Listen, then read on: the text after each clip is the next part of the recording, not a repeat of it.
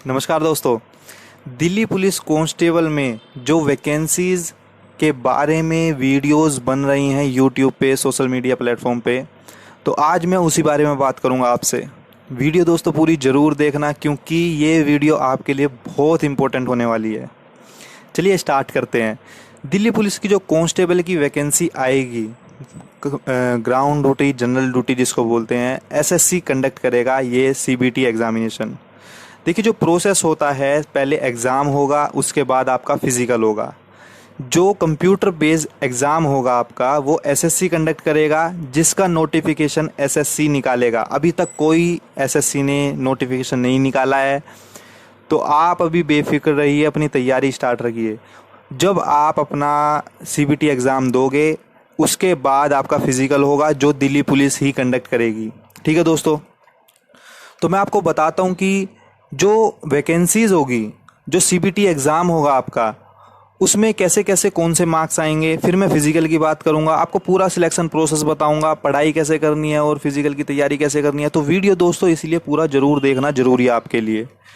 सबसे पहली बात ये कि इस पोस्ट को, जो दिल्ली पुलिस कांस्टेबल की पोस्ट आएगी, उसको मेल और फीमेल दोनों में से कोई भी भर सकता है। आपके मन में ये सवाल कभी नहीं होना चाहिए कि क्या ये भर सकता है, क्या वो भर सकता है। तो इसको सब भर सकते हैं। ठीक है दोस्तों, जो आपकी एज होगी वो होगी 18 साल से 25 साल के बीच। अगर आप किसी कैटेगरी से बिलोंग करते हैं तो आपको वो नोटिफिकेशन पढ़ना होगा। जब नोटिफिकेशन आउट होगा, उसमें आपको डिस्क्राइब किया हुआ है होगा कि कितनी एज किसके लिए रिलैक्सेबल है। तो वेट फॉर द नोटिफिकेशन। और आगे की बात बता देता हूँ आपको कि जो कंप्यूटर बेस्ड एग्जामिनेशन होगा, उसमें 4 सेक्शंस आएंगे, लेकिन इंग्लिश नहीं आएगी दोस्तों इसमें। देखिए कितनी अच्छी बात आप लोगों के लिए, इंग्लिश इसमें नहीं दे रखी। जो स्टैंडिंग ऑर्डर था दिल्ली पुलिस का, जो जनरल साइंस के और जनरल अवेयरनेस जिसको बोलते हैं, उसके जो क्वेश्चंस आएंगे वो आएंगे 50, रीजनिंग के 25, मैथ्स के 15 और कंप्यूटर के 10, यानी कि टोटल हो गए 100। अब 100 क्वेश्चंस में नेगेटिव मार्किंग भी होगी दोस्तों। नेगेटिव मार्किंग होगी 0.25 की, यानी कि 1/4 की। एक क्वेश्चन गलत, 0.25 मार्क आपके गए। तो इसको बड़े ध्यान से समझिएगा। इसमें जो क्वेश्चंस होंगे वो 10th बेस पे आएंगे। देखिए जो क्वालिफिकेशन मांगी जाएगी दिल्ली पुलिस कांस्टेबल की, वो तो 12th पास होगी, लेकिन जो क्वेश्चंस आएंगे आपके एग्जाम के लिए, वो 10th बेस के एग्जाम होते हैं। तो जो एग्ज़ाम होगा वो मॉडरेट होता है, इतना टफ नहीं होता। तो इसलिए इसमें जो 30% क्वेश्चन होते हैं वो इजी होंगे, 50% जो क्वेश्चन होंगे वो मीडियम होंगे, और जो 20% क्वेश्चन होंगे वो थोड़े डिफिकल्ट होंगे। तो मेरा मानना यह है दोस्तों, जो कट ऑफ आपकी डिसाइड करेगी इसकी सीबीटी एग्ज़ाम की, वो डिफ़िकल्ट क्वेश्चन पे डिपेंड होगी। क्योंकि मीडियम और इजी क्वेश्चन तो सब कर सकते हैं, लेकिन डिफ़िकल्ट क्वेश्चन वही कर पाएगा जो पढ़ा हुआ होगा, जिसने अपनी तैयारी अच्छी तरह की होगी, वो उसको क्लैरिफाई कर पाएंगे। अब जो कट ऑफ आएगी एसएससी की तरफ से, वो अपीयर होंगे फिजिकल स्टैंडर्ड में, जो कि फिजिकल स्टैंडर्ड कंडक्ट करेगी दिल्ली पुलिस। ठीक है दोस्तों, अब दिल्ली पुलिस में फिजिकल स्टैंडर्ड का क्या प्रोसेस है वो आपको बता देता हूँ। मेल और फीमेल दोनों का। मेल का जो हाइट मांगी जाएगी वो 170 सेंटीमीटर और फीमेल की 155 सेंटीमीटर। आप अपनी हाइट अभी के अभी नाप लीजिए। 170 सेंटीमीटर मेल की हाइट है तो आप एलिजिबल हो, और फीमेल की 157 सेंटीमीटर है तो भी आप एलिजिबल हो। क्राइटेरिया जो रिलैक्सेशन मिलता है वो कैटेगरी के हिसाब से मिलता है। आप कोई भी प्रीवियस ईयर का, प्रीवियस वैकेंसी का नोटिफिकेशन उठाना, उसमें देखना कितनी कितनी रिलैक्सेशन दी गई है, तो आप उससे अपना अनुमान लगा सकते हो कि इतना रिलैक्सेशन मिलता है। अब आते हैं दोस्तों मेल के चेस्ट की।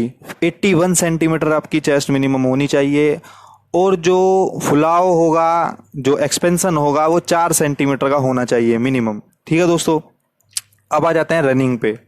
मेल की रनिंग का क्राइटेरिया है 6 मिनट में 1600 मीटर।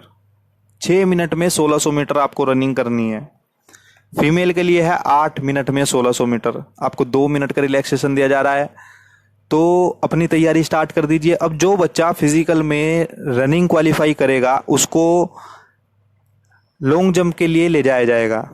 लॉन्ग जंप होगी मेल की 14 फीट, जिसमें आपको 3-3 चांस मिलेंगे। दोस्तों सपोज कीजिए आपका पहला चांस आया, आप नहीं कर पाए किसी वजह से, दूसरे चांस में भी नहीं कर पाए, तीसरे चांस में कर देते हो तो आप हाई जंप के लिए क्वालिफाई हो जाओगे।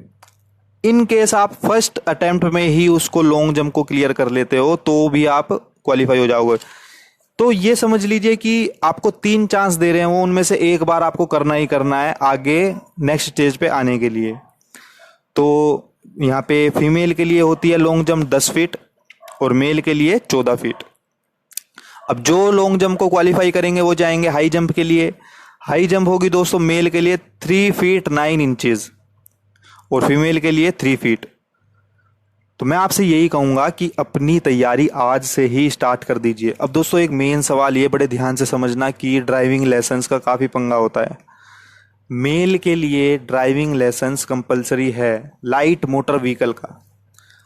अब दोस्तों काफ़ी लोग ऐसे आते हैं फिजिकल के टाइम पे, वो लर्निंग लेके आते हैं क्योंकि उनको पहले पता नहीं होता, वो रिटर्न क्वालिफाई कर लेते हैं, उसके बाद फिजिकल में जाके वो लर्निंग शो करते हैं कि सर हमने टाइप वो ड्राइविंग लाइसेंस टेस्ट दे रखा है, ये लर्निंग है हमारा 1 महीने में 2 महीने में आ जाएगा।